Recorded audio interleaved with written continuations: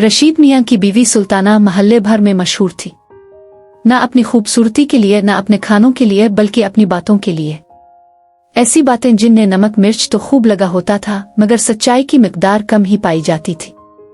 रशीद मियाँ अक्सर कहते, सुल्ताना तुम दुनिया की झूठी औरत हो। सुल्ताना हंसती और कहती, अरे मियाँ ये तो मेरी अदा है, बनावटी बातें न करूं तो जिंदगी कैसे गुजरेगी।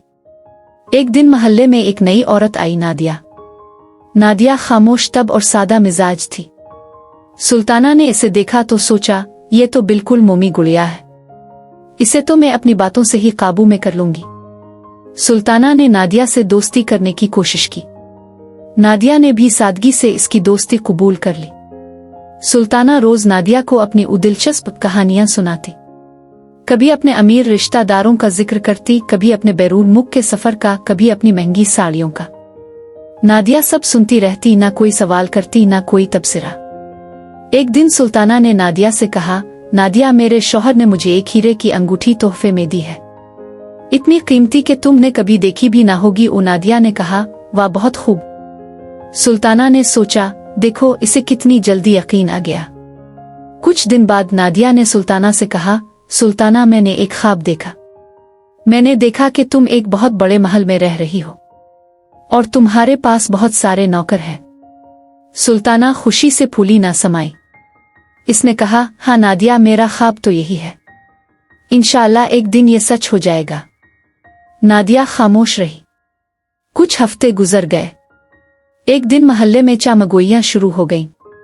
मालूम हुआ कि रशीद मियाँ का कारोबार ठप हो गया है और वो कर्ज में डूब गए हैं। सुल्ताना की सारी अमारत हुआ हो गई।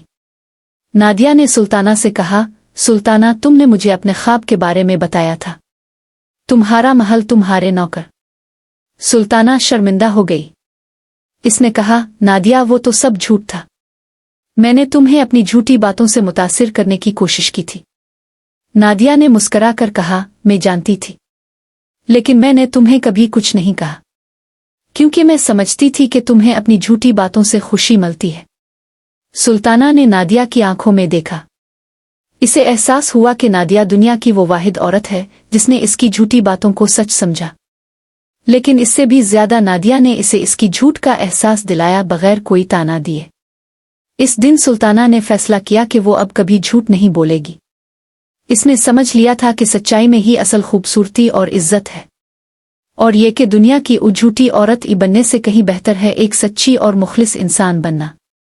लेकिन सुल्ताना ने यह भी सीखा कि झूठ बोलने से सिर्फ अपना ही नुकसान नहीं होता, दूसरों का भी नुकसान होता है।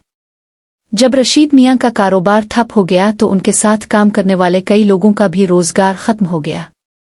सुल्ताना को एहसास हुआ कि इसकी झूठी बातों की वजह से रशीद मियाँ पर लोगों का एतमाद कम हो गया था, जिसकी वजह से उनका कारोबार तबाह हो गया। सुल्ताना ने रशीद मियाँ से मुआफ़ी मांगी और उनसे वदा किया कि वो अब हमेशा सच बोलेगी।